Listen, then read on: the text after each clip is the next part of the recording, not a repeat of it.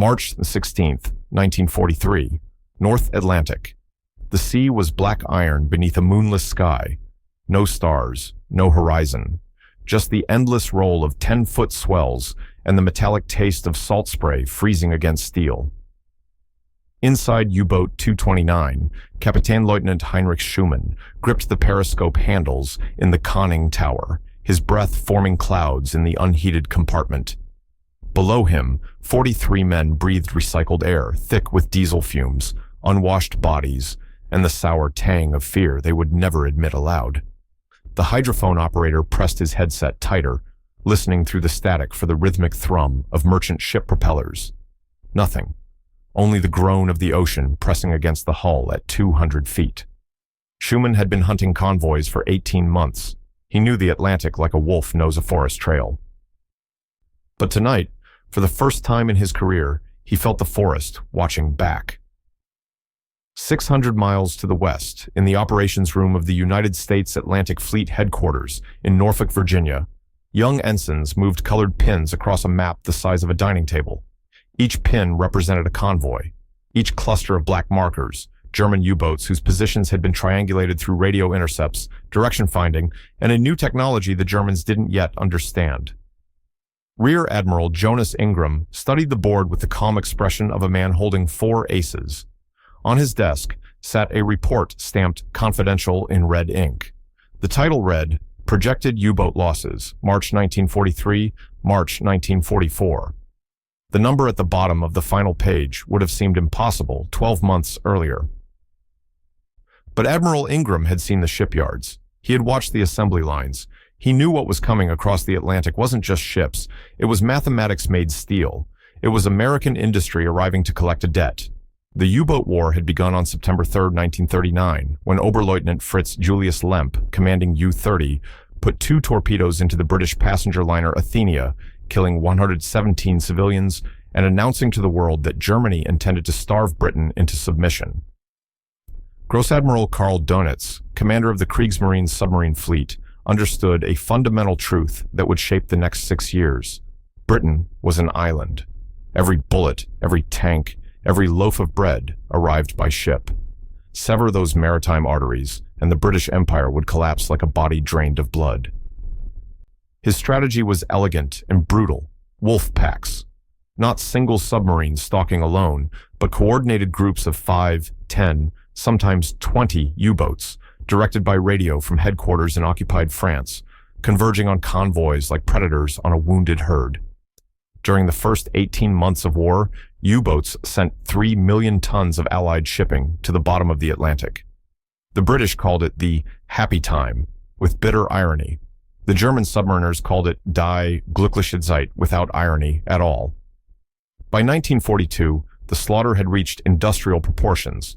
In November alone, 117 Allied ships vanished beneath the waves, tankers carrying aviation fuel, freighters loaded with grain, Liberty ships packed with jeeps and artillery shells. The lifeboats, when they were found at all, held frozen corpses in Kapok life vests, their faces turned skyward in expressions of permanent surprise.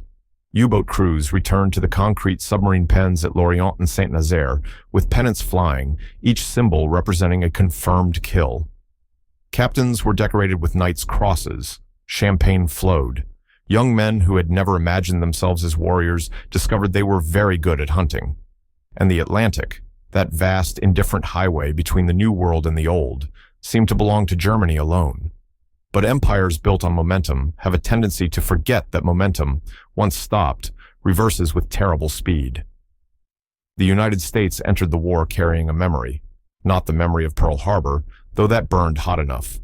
Not even the memory of unrestricted submarine warfare from the First World War, though the Lusitania's ghost still haunted the American consciousness. No, America carried the memory of what it had done between 1917 and 1918, when it transformed from a neutral bystander into the industrial sledgehammer that shattered the Kaiser's Germany. That memory lived in the steel mills of Pittsburgh, the shipyards of Newport News, the factories of Detroit that could retool from automobiles to aircraft in 60 days. The memory said, when America decides to build something, it doesn't build dozens, it builds thousands. And when Admiral Ernest King, commander-in-chief of the United States Fleet, looked at the U-boat statistics in early 1943. He made a decision that would turn the Atlantic from a German hunting ground into an American shooting gallery. He would build destroyer escorts. Not to replace the heavy destroyers needed for fleet actions in the Pacific, but purpose-built submarine killers, smaller, faster, cheaper, and producible in numbers that would drown the Kriegsmarine in American steel. The Buckley-class destroyer escort displaced 400 tons. It carried three 3-inch guns, depth-charge racks, and a forward-throwing anti-submarine mortar called a Hedgehog that could blanket a target area with 24 contact-fused projectiles. Its turbine engines pushed it to 24 knots. Its sonar could detect a submerged U-boat at 2,500 yards, and most importantly, it could be built in 3 months. By April 1943, American shipyards were launching one destroyer escort every 3 days. By summer, one every day and a half. The Germans, who had started the war with 57 operational U-boats and reached a peak strength of 435 by May 1943, suddenly faced an opponent that wasn't trying to match their numbers, it was trying to bury them. Donitz could build U-boats. Germany's industrial capacity, even stripped for total war, could produce 20 submarines per month. But America was building anti-submarine vessels at triple that rate, crewing them with young men fresh from Kansas farms and Brooklyn neighborhoods, teaching them sonar operation in 6 weeks, and sending them into the Atlantic with orders written in language Admiral King preferred: find them, kill them, repeat. Kapitan Lieutenant Schumann surfaced U-229 at 0200 hours to recharge batteries and take fresh air through the diesel exhausts. The watch crew climbed into the conning tower, binoculars scanning the darkness. Standard procedure.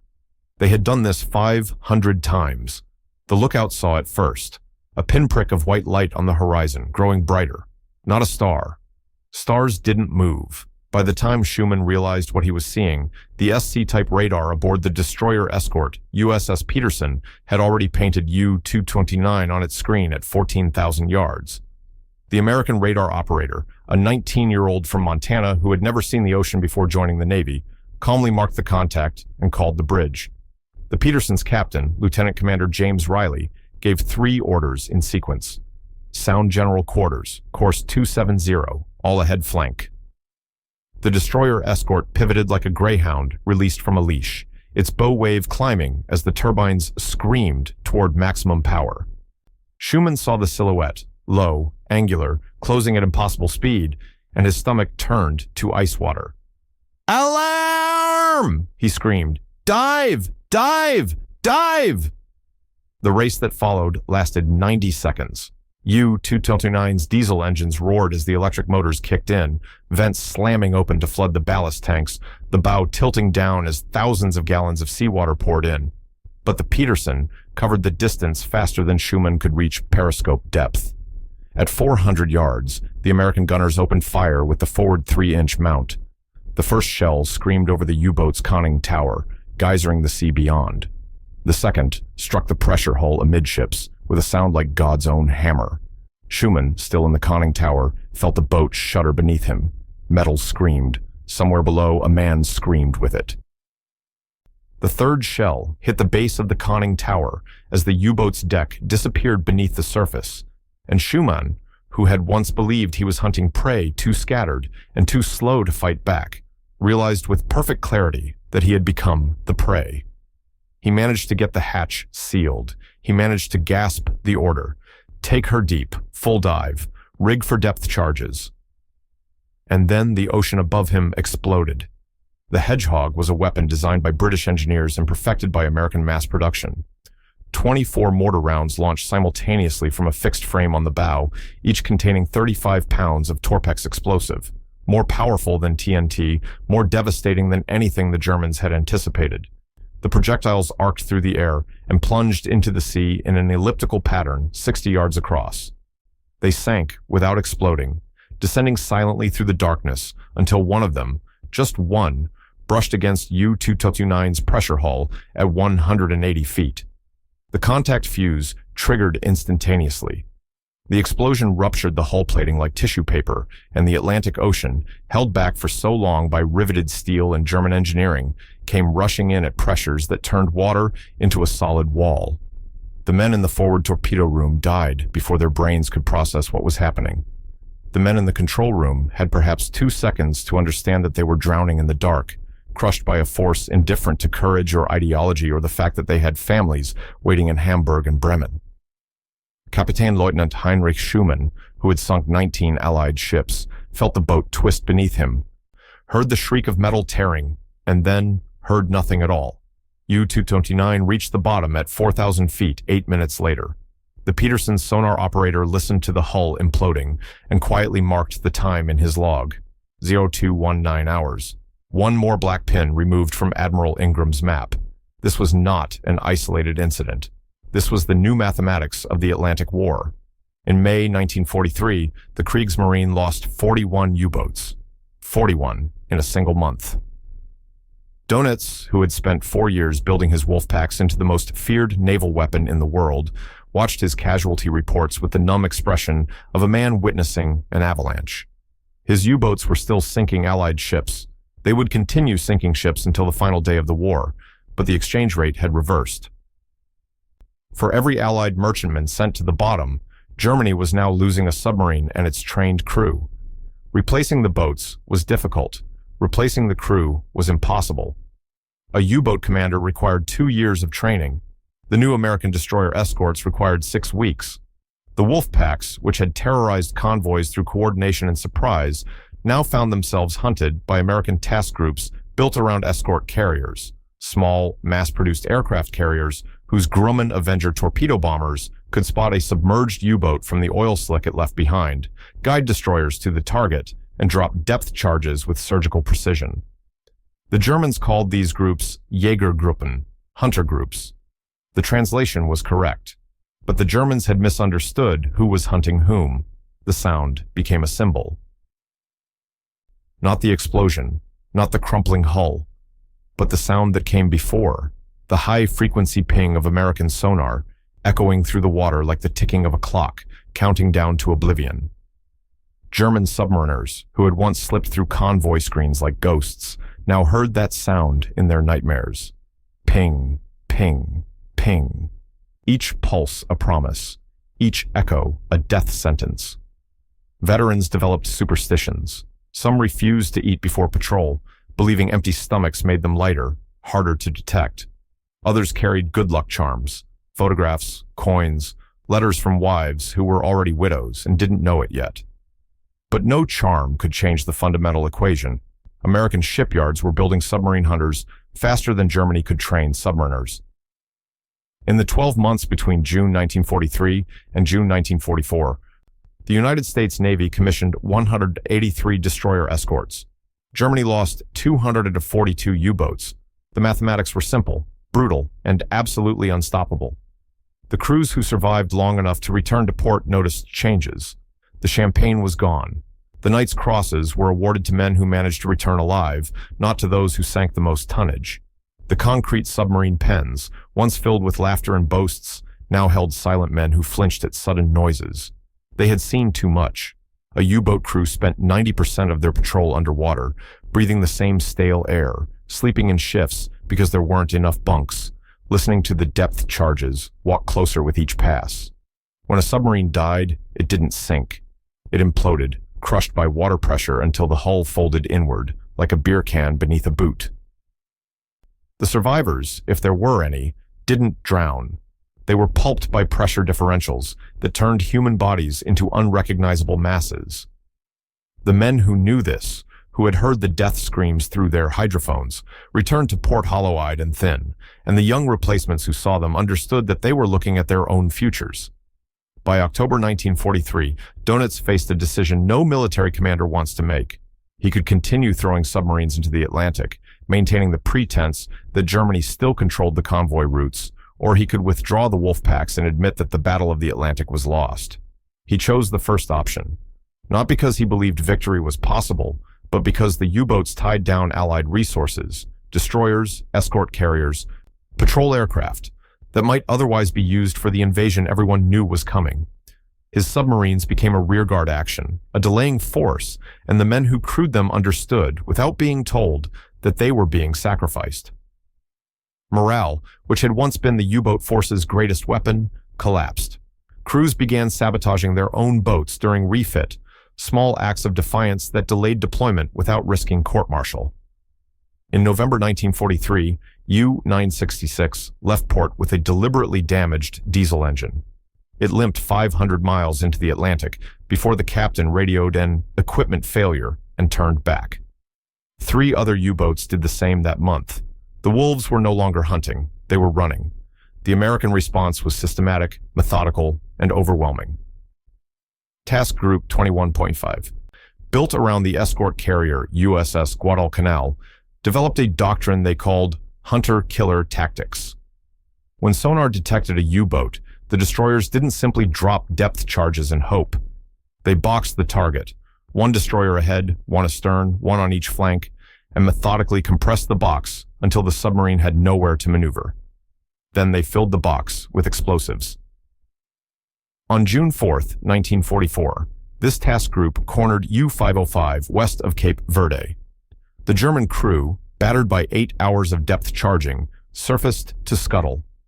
American sailors from the destroyer escort Pillsbury boarded the submarine before it sank, captured codebooks and an Enigma machine, and towed U-505 to Bermuda as a prize of war. It was the first enemy warship captured by the U.S. Navy since 1815. But the real prize wasn't the boat. It was the message it sent to every U-boat crew still at sea. We are not just sinking you, we are taking you. The statistics, when compiled after the war, told a story so lopsided it seemed fictional. Between January and December 1944, Allied forces sank 249 German U-boats. American destroyer escorts, patrol craft, and aircraft accounted for the majority. In exchange, U-boats managed to sink 133 Allied merchant ships, a fraction of the 1942 totals. The exchange rate had become grotesque. 2 U-boats lost for every merchantman sunk. Dönitz, who had once calculated he needed to destroy 700,000 tons of Allied shipping per month to starve Britain, was now losing 50 submarines per month and inflicting barely 1/10 the required damage. The wolf packs, reduced to scattered remnants, no longer hunted convoys. They simply tried to survive the passage across the Atlantic, running submerged, silent, hoping the sonar pings would pass overhead without stopping. They almost never did. The transformation was visible in the faces of the captured crews. Early war prisoners, men captured in 1940 and 1941, arrived defiant, cocky, convinced they were temporary guests who would return to Germany victorious. They sang patriotic songs in the POW camps, refused cooperation, and maintained rigid military discipline. By 1944, captured U-boat men arrived broken. Not physically, most were uninjured, but psychologically shattered by months of being hunted through water that had become a cage. They didn't sing. They didn't resist interrogation. When American intelligence officers asked about German morale, they answered honestly, "Morale? There is no morale. We are dead men waiting to die." One captured commander, asked why he had surfaced and surrendered rather than fight to the last, gave an answer that found its way into American intelligence reports. "Because I saw the radar. I knew you could see us at night. I knew you could hear us underwater. I knew that if we stayed down, you would find us. And I wanted to die in sunlight, not in the dark." The Americans didn't know how to respond to that, so they fed him, gave him a bed, and marked his submarine off the board. One more number, one more calculation in a mathematics that Germany could not win. The pinnacle of American anti-submarine warfare came in the spring of 1945, when the Type 21 U-boat, Germany's last desperate innovation, began trials.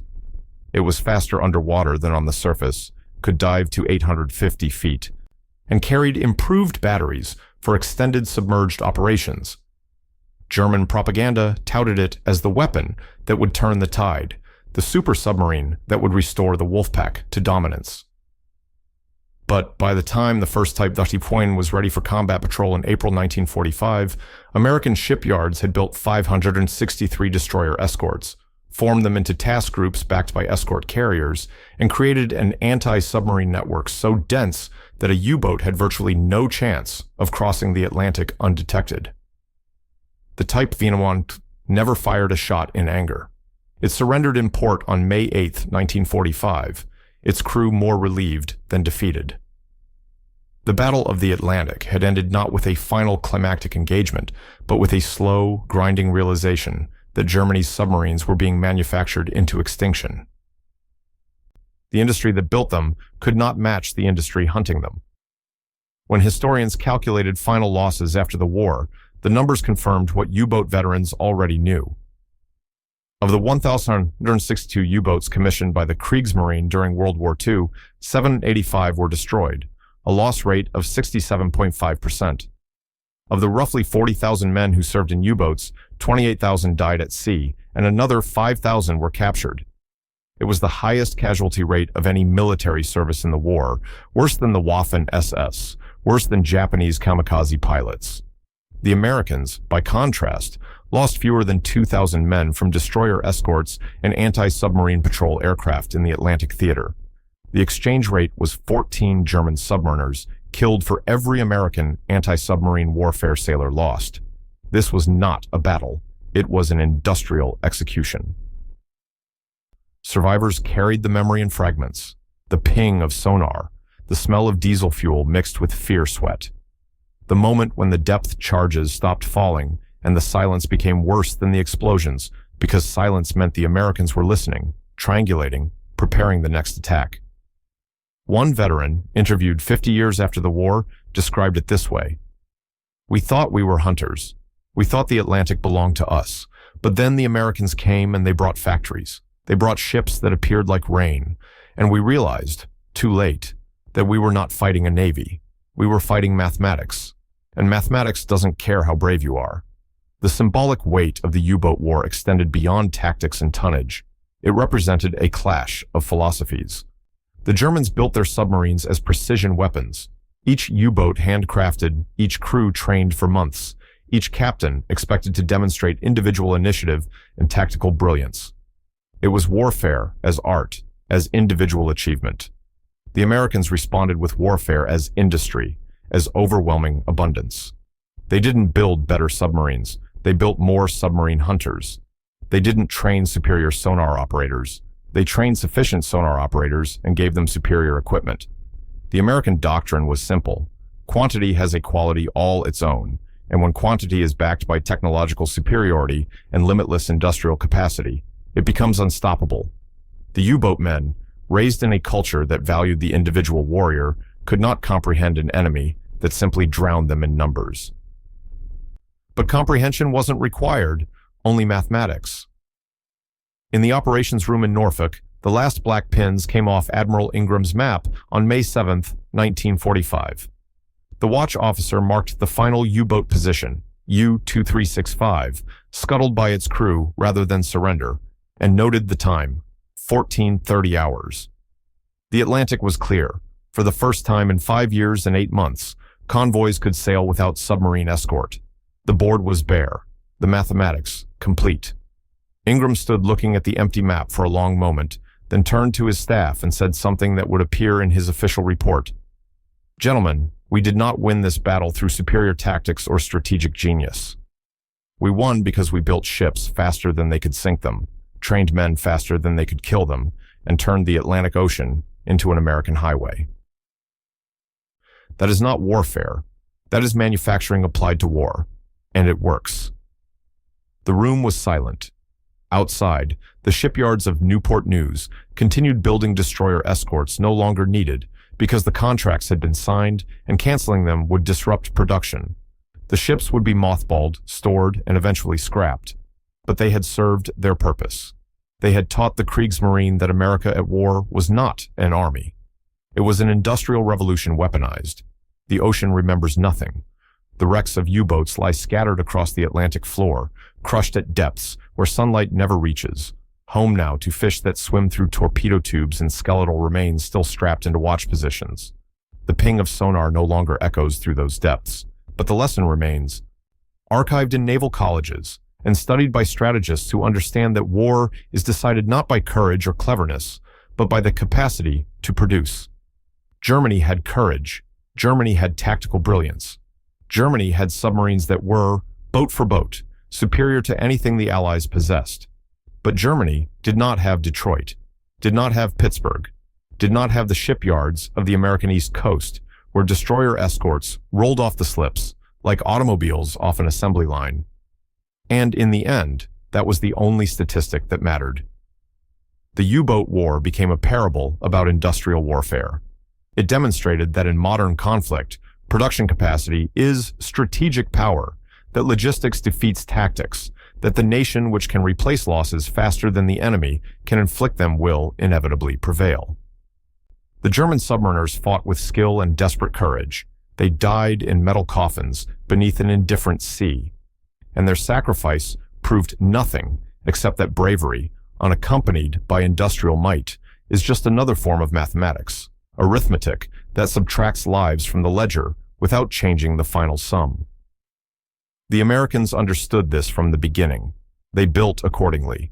And when the final calculations were complete, when the last U-boat surrendered and the last convoy reached port unmolested, the lesson was carved into history in letters of steel and salt water. When America decides to build, empires drown in what it produces.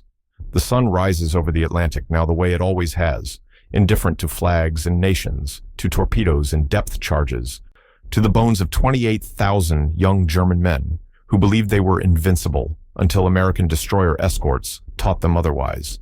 The ocean remembers nothing. But we remember. We remember that war is mathematics. We remember that production is power. And we remember the sound that haunted the final days of the Kriegsmarine's submarine force, the high-frequency ping of American sonar, relentless and unstoppable, counting down the seconds until the water pressure arrived and the darkness became permanent. That sound, more than any weapon, more than any battle, defined the Atlantic War. It was the sound of industry hunting ideology.